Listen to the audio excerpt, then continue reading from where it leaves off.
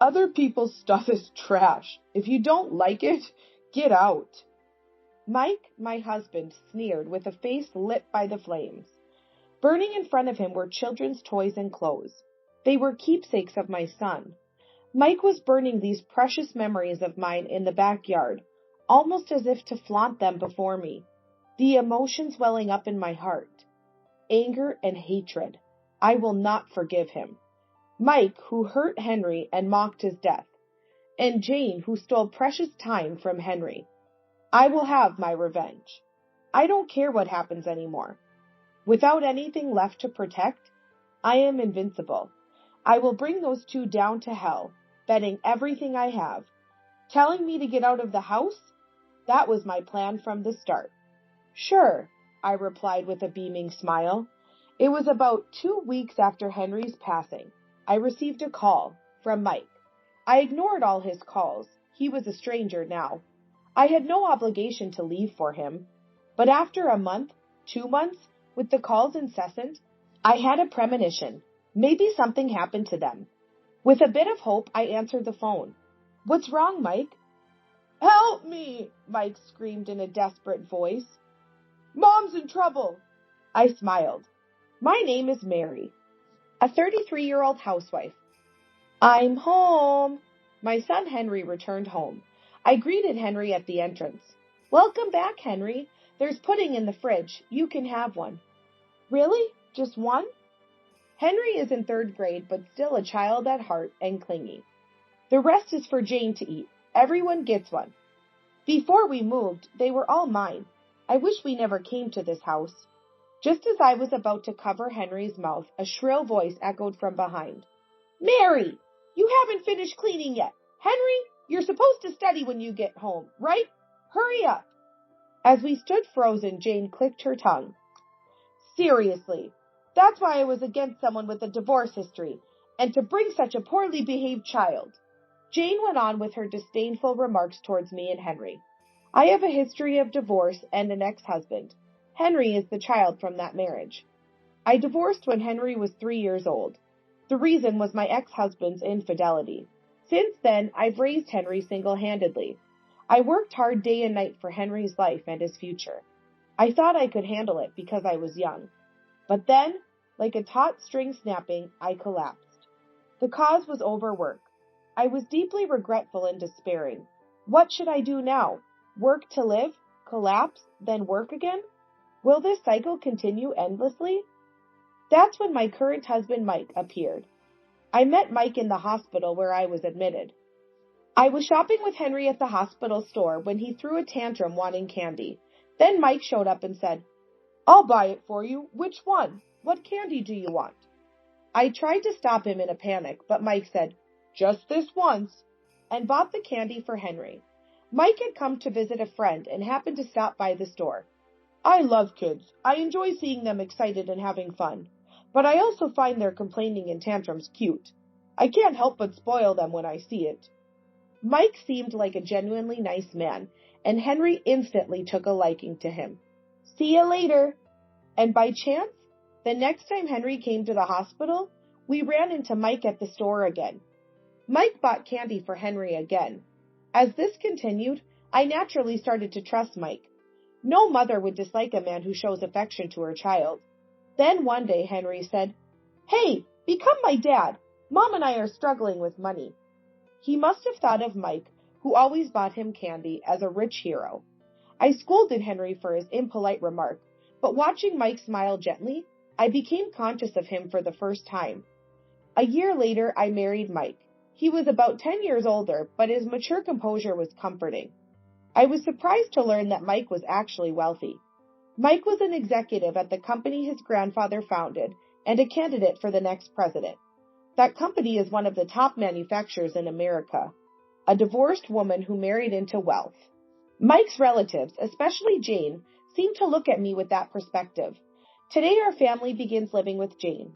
This started when Mike's father passed away, leading to Mike's promotion as president. Jane proposed that we support Mike together. There was another reason. Jane, I want to teach Henry various things, as he will be the one to take over the company in the future, said.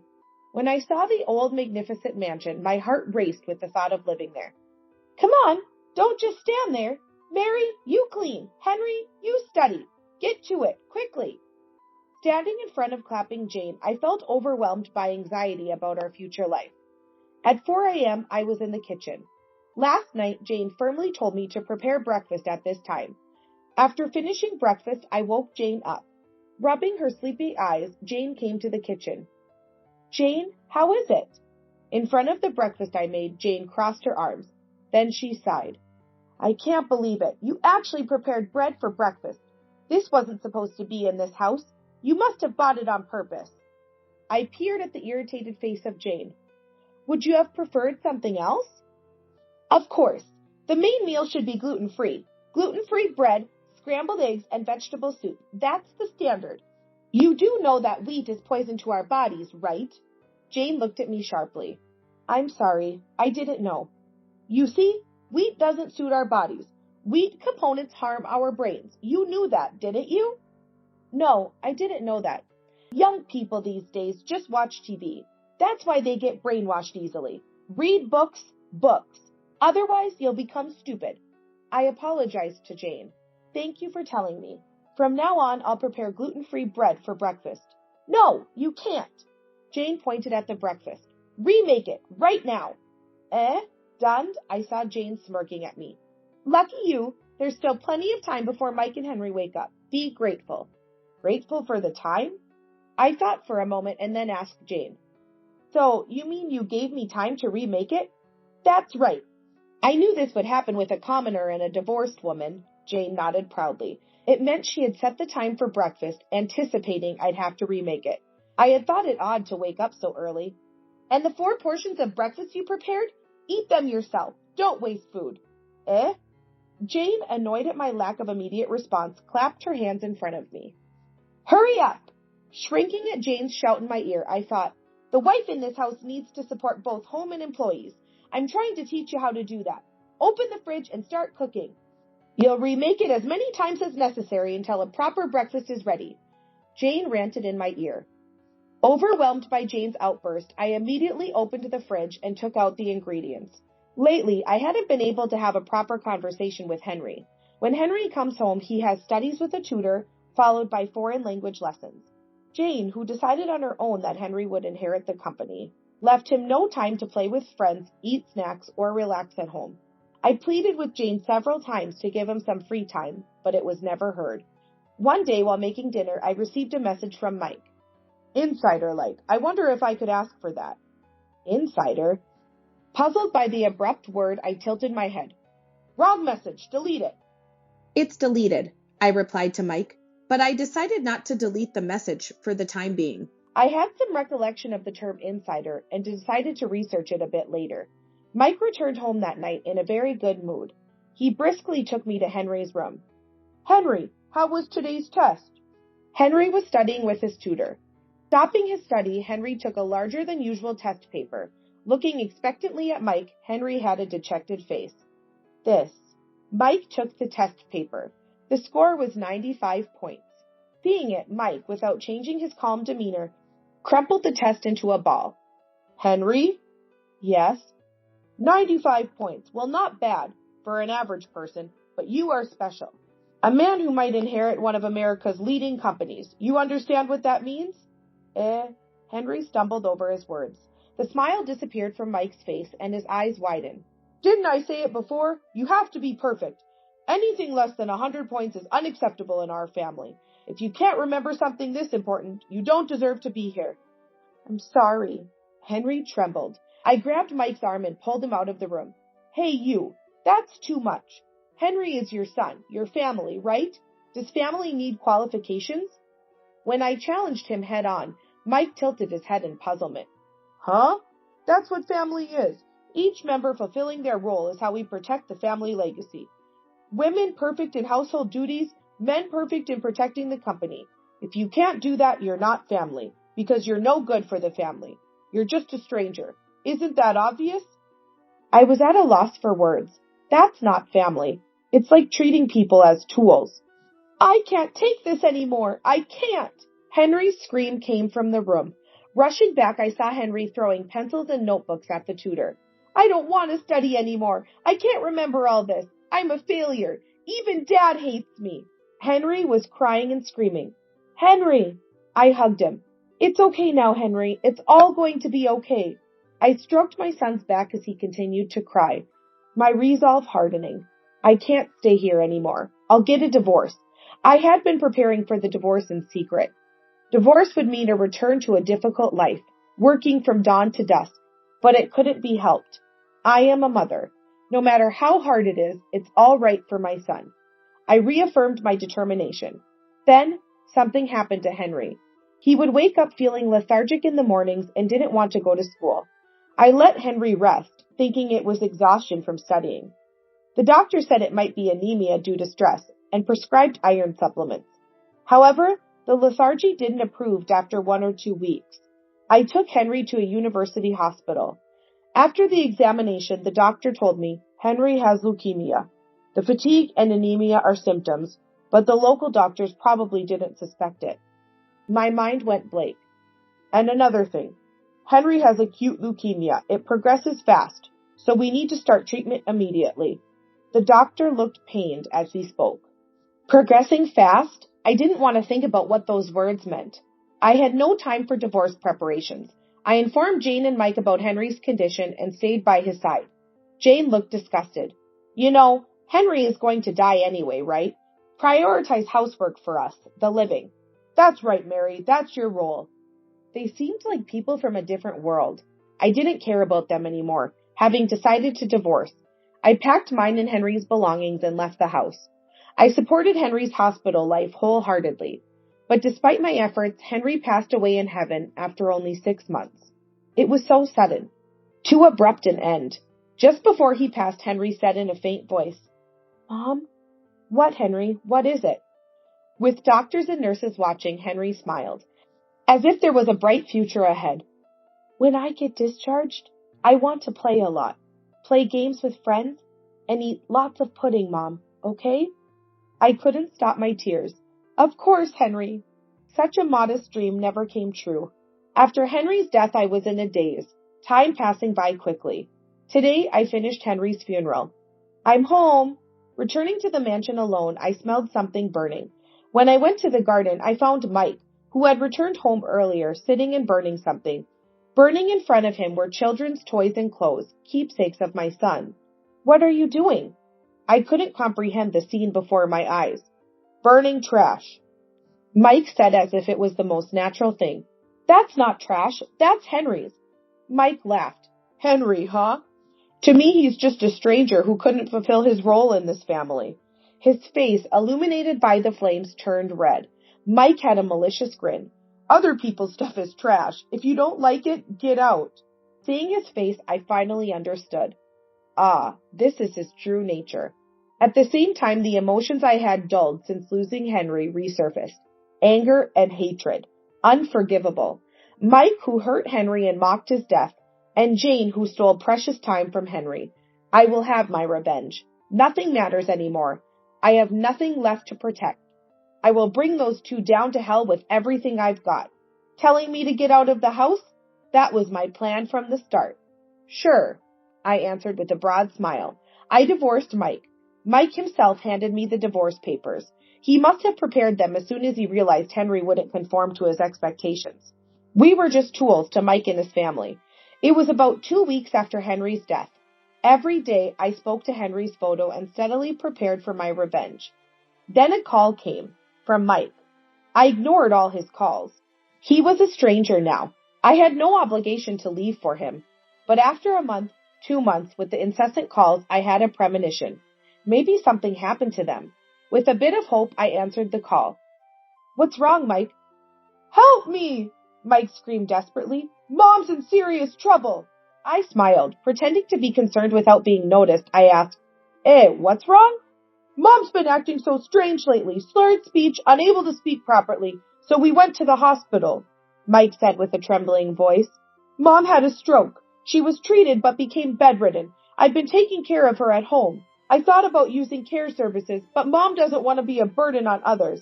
But I'm at my limit. I'm tired from work, and I have a business trip next week, so, Mike pleaded, won't you come back? Even if it was a short time, we live together. Mom said she'd be okay with Mary. The absurdity made me want to laugh.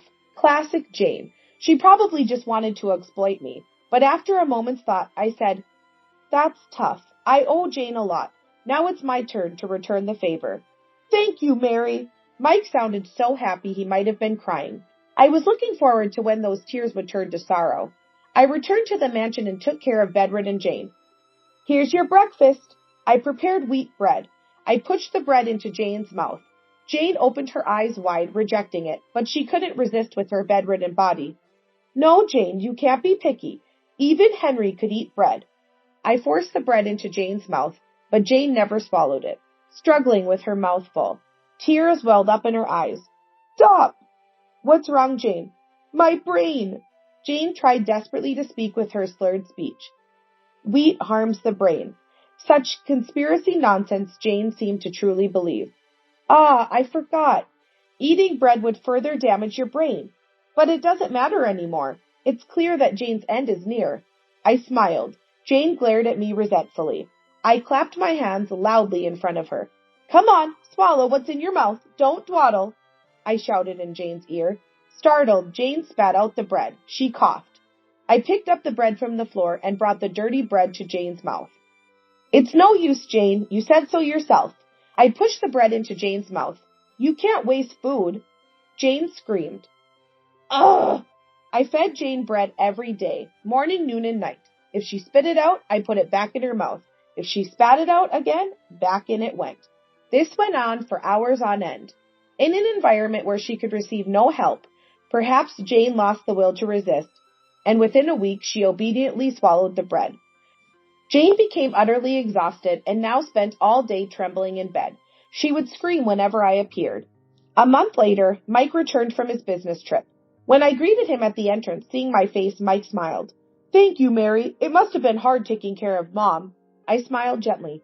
It's fine. After all, she's the mother of the man I loved. I thought of it as the duty of an ex-wife. Mary, you finally understand. Mike's eyes welled up as he approached. I quickly avoided him and headed to the living room. Dinner's ready. Jane's sleeping right now, so let's eat together. I'm looking forward to it. There's nothing better than coming home from work to a dinner. I chuckled bitterly at our conversation, reminiscent of newlyweds. Just as we were about to eat, a sound like a woman's moan was heard. Oh, it seems Jane's awake. Mike and I headed to the room where Jane was. Seeing us, Jane opened her mouth wide and said, Mike. What's wrong, Mom? Mike leaned over Jane's bed. She's useless. Get out. Jane glared at me. Mike frowned. What are you talking about, Mom? You've been under Mary's care all this time, right? Look how clean she's kept the room. Be grateful. It's not that. I had erased all evidence of feeding Jane bread. Listen, Mary even made my dinner. She fulfilled her role admirably. But, Mom, you just lie in bed all day. The useless one is you. Jane's eyes filled with tears. Frustrated that she couldn't convey her intentions, she began to scream incoherently. The sound was ear-piercing. Shut up! Be quiet! Mike yelled, his face turning red. The two started hurling insults at each other, and I laughed behind Mike's back. I left the mansion. While they were arguing, I took my pre-packed belongings and left the house. Of course, Mike called me soon after. Mary, why did you leave? I said tearfully, because Jane told me to leave. I tried so hard to take care of her. Mom's just emotionally unstable. Please, I can't handle it anymore. I'm sorry, I'm just too tired. I love Jane so much, but to see her change like that, it's too painful. Mary. Mike seemed deeply moved by my lie. He fell silent as if in deep thought. When I've sorted out my feelings, I'll come visit. Is it okay if I keep the keys? Of course. Thank you, Mike. I hung up the phone. 6 months later, I visited Mike's mansion with a large trash bag. I entered Jane's room and rummaged through her closet. I filled the bag with Jane's favorite clothes, accessories, brand-named items, and luxury goods. Once done, I opened all the doors and shelves in the room, grabbing memorabilia of Jane and Mike, and stuffed them into the trash bag. I carried the heavy bag to the garden. I dumped the contents on the ground and lit them with a lighter from my pocket.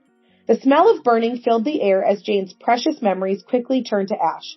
Then I heard a sound from the entrance. Mary, are you there? Mike's exhausted voice called out. I greeted him at the entrance. Welcome back. Sorry, I let myself out early. I just felt a bit... It's okay. I'm suffering too. Who would have thought Mom would end up like this? Today was Jane's funeral. After I left the mansion, Mike had taken care of Jane, but unable to balance work and care, he eventually placed her in a facility. Jane rapidly lost weight and developed symptoms similar to depression. She didn't even try to speak when Mike visited. Jane's last moments were in the facility's bed. In the morning, the staff came to check and found that she had already passed away. The doctor said it was probably a recurrence of the stroke. I rubbed Mike's back, trying to comfort him. Let's have a coffee in the garden for a change of mood. Thank you, Mary. Mike looked at me with tearful eyes. I took his hand and led him to the garden. What's this smell? Huh? The moment the garden came into view, Mike was stunned. At the sight of Jane's belongings being burnt to ashes. A bonfire? Mary, what are you doing? Mike asked, half laughing. I told the clueless Mike, burning trash. If you look closely, you can see they're all Jane's belongings, I said matter-of-factly. Trash? What are you talking about? Those are Mom's precious memories. Why would you do this? I was surprised at Mike's disarray. Why are you getting so heated? They're just someone else's things. Someone else? Mom is family. I tilted my head at Mike's statement. You said it yourself, didn't you? Jane was useless. If she can't fulfill her role in the house, she's a stranger, right? I smiled. Someone else's stuff is trash, so I burnt them. Mike lunged at me. Are you kidding me? You can't just burn someone else's things. Then why don't you save them? Not all of it is burnt yet. Mike's eyes widened, and in shock or panic, he reached into the fire. I'm sure he was so shocked that he panicked. Trying to grab Jane's belongings, he quickly withdrew his hand from the intense heat. Damn it! Mom's memories, precious memories. Mike, with tears and snot running down his face, repeatedly thrust his hands into the fire. But all Jane's items burnt to nothing. Be careful, Mike. I extinguished the remaining fire with a bucket full of water. Looking at the pitiable remains of Jane's belongings, Mike collapsed. Why? Why would you do this? You took care of Mom. You cooked for me.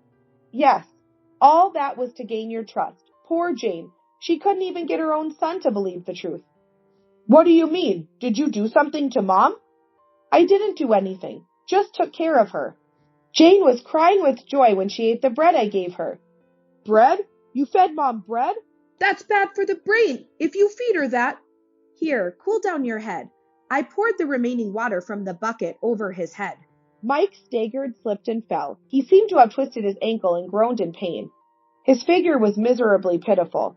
Such a family drama must be hard on the employees. I bet your father and grandfather in heaven are crying. Maybe it's better if the company just collapses. I threw the bucket away from Mike. My revenge isn't over yet. I left Mike and walked out of the mansion. I was watching TV at my new home. The morning news was on, and the announcer cheerfully delivered the news. Suddenly, a breaking news alert came on. Breaking news! Police are investigating suspected insider trading. Then my mobile phone rang. Hello? It was Mike. You did it, didn't you? What are you talking about? I pretended not to know, and Mike shouted in irritation. About the insider trading. The message Mike had mistakenly sent. It proved his wrongdoing. Insider trading involves someone with internal company information providing it to others for unfair profit in stock trading. A serious crime. I sold Mike's message to a magazine. Reporters thoroughly investigated the company and wrote the truth, perhaps thinking information from the president's ex-wife was credible. The scandal of a well-known company shook the public, and today the police finally acted. It's your fault. Committing a crime while running a company? That's none of your business. By the way, do you even have time to call me? Isn't your company in chaos right now? Aren't the police there? Mike's evasive response made me somewhat understand. You're running away, aren't you? Mike fell silent. That must be his answer. I sighed. You said it yourself, didn't you? The man's role is to do a perfect job to protect the company. I mocked Mike audibly. Good job. You really did a great job in the end. I sent him my sincerest congratulations and hung up the phone. I didn't forget to inform the police about the call from Mike. Mike was arrested. It turned out he had been insider trading all along to maintain relationships with business partners. Since Mike became president, the company's reputation with partners had plummeted. Amid companies terminating deals, Mike resorted to criminal acts to keep the few remaining partners. Who could have imagined such an end for a company that had lasted generations? Pathetic. That's all I could think. That night I was planning my next move. It wasn't enough. This was too meager for Henry. Henry wouldn't forgive me. Lost in these thoughts at my desk, I must have fallen asleep. I found myself in a dream. Standing in an empty space, I was suddenly hugged tightly around the waist from behind. I turned around immediately. Henry? Henry looked up at me with a gentle face. I crumbled to the ground. I'm sorry, Henry. It's because Mom remarried, thinking we could be happy as a family of 3. What a foolish dream, Henry. Henry shook his head in my arms. Mom? Henry looked at me and smiled. Thank you. At that moment, I woke up. Tears were streaming down my cheeks. Remembering Henry's face in the dream, I cried my heart out. A long time passed. In the morning, I finished getting ready and headed to the entrance. I gazed at the photo of Henry propped up there. Accepting Henry's death wasn't something I could easily do. I've heard plenty of advice about not dwelling on the past and looking forward, but none of it resonated with me. But at least I wanted to live in a way that wouldn't embarrass me in front of Henry in heaven. And when I meet Henry again, I'll tell him everything I experienced. The things Henry couldn't do, the things he wanted to do. I'll experience and share them. I'm leaving now, Henry. I left the house with a smile. The sky was clear and blue, and the sun was dazzling.